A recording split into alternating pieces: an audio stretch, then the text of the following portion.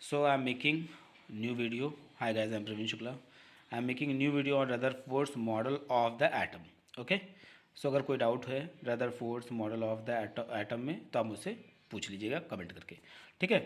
तो अब मैं आज जो मेरा टॉपिक है वो है Rutherford's model of the atom.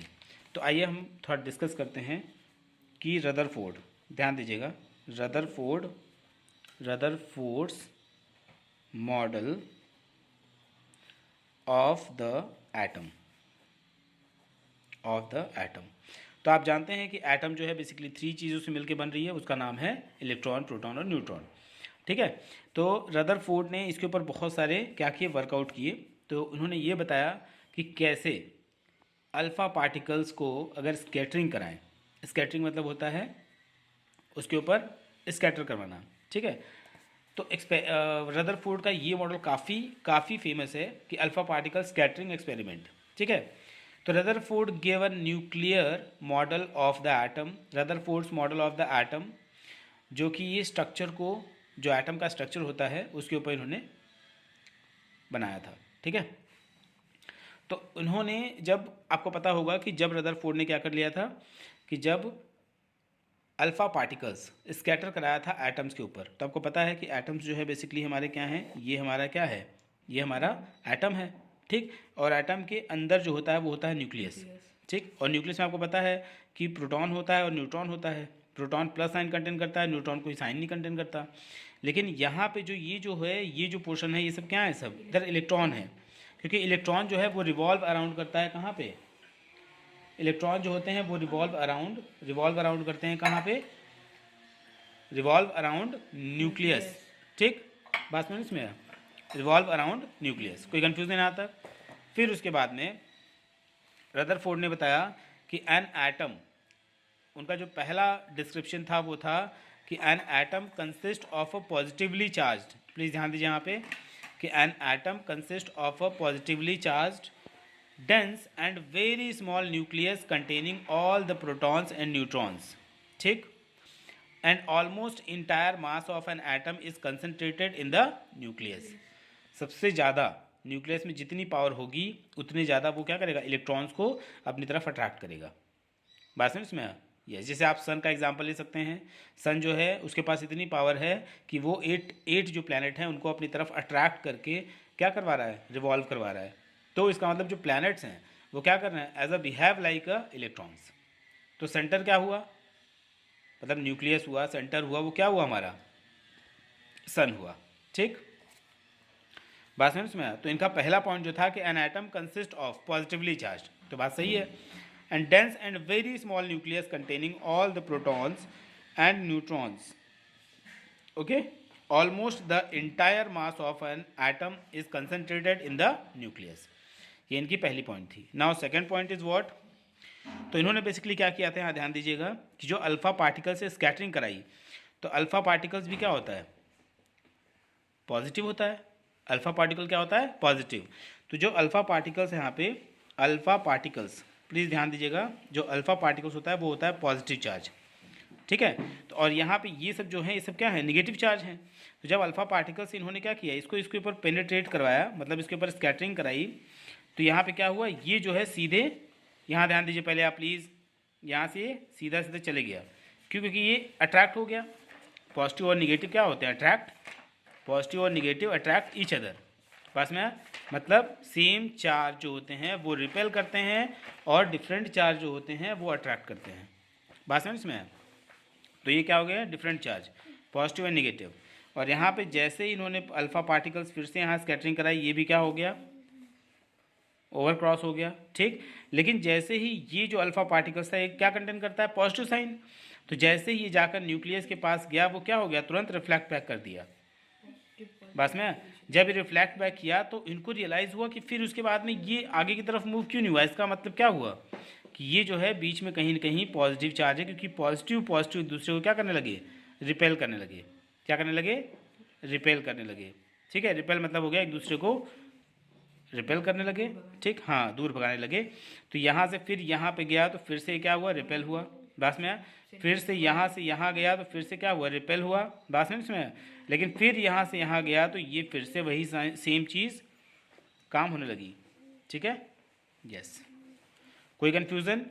इसका मतलब ये हो गया कि रदरफोर्ड ने ये फाउंड किया कि न्यूक्लियस पर क्या है, न्यूक्लियस जो है, न्यूक्लियस है ना ये, तो न्यूक्लियस कहाँ पर है, एटम के सेंटर में, ठीक है, क्लियर। और ये क्या है, पॉजिटिव है, और पॉजिटिव और अल्फा पार्टिकल भी पॉजिटिव था।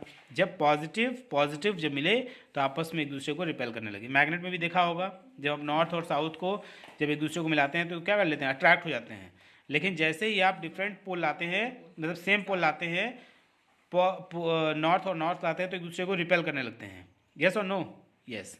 तो रदरफोर्ड ने यही इन्वेंशन किया था इसके ऊपर, ठीक है। और ये क्या लिया था उन्होंने, गोल्ड फॉइल लिया था, ध्यान दीजिएगा, क्लियर।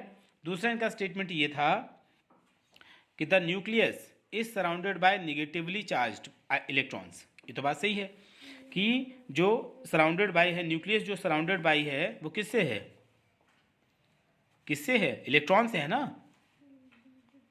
जो न्यूक्लियस है, न्यूक्लियस की जो चारों तरफ है तो वो क्या है, इलेक्ट्रॉन ही तो है।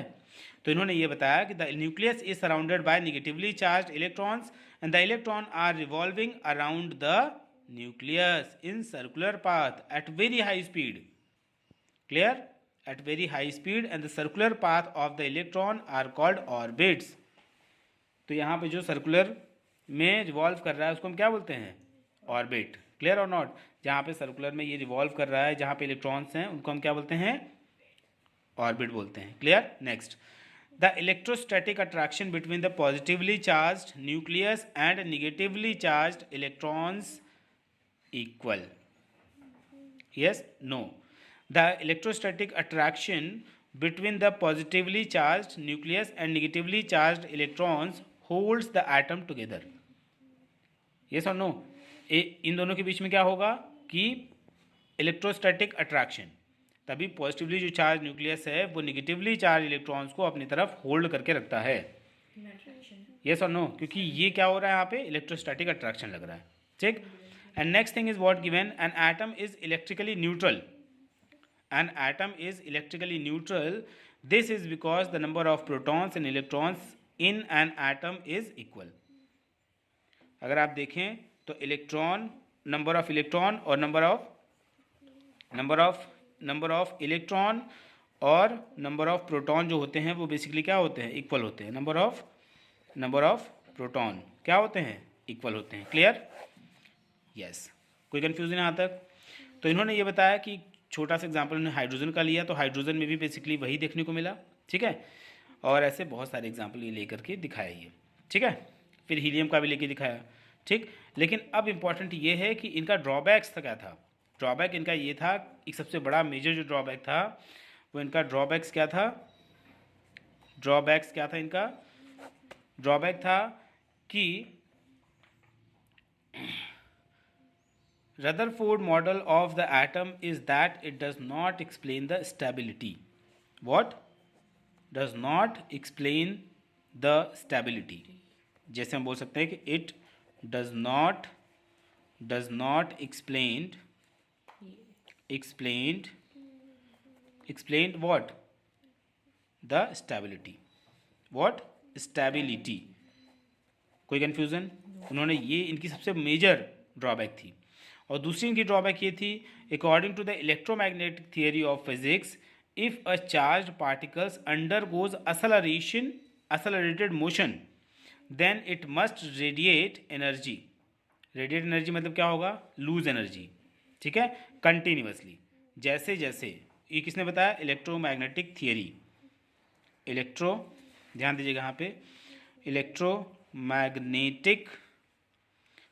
Magnetic theory, according to electromagnetic theory के हिसाब से अगर देखा जाए तो क्या हुआ यहाँ पे, इन्होंने बताया कि जो चार्ज पार्टिकल्स होते हैं वो बार बार एक्सेलरेट करते हैं, घूमते रहते हैं, ठीक है। फिर उसके बाद में क्या होगा, इनकी जो एनर्जी होगी वो क्या होगी, रेडिएट करेगी, मतलब लूज़ करेगी, अपनी एनर्जी को लूज़ करेगी। तो इनको एनर्जी मिलती कहाँ से है, बस में ये सब इनके ड्रॉबैक्स थे जो ये एक्सप्लेन नहीं कर पाए, बस में। तो ये हो गए हमारे Rutherford's model of the atom, clear. Thank you, जय हिंद।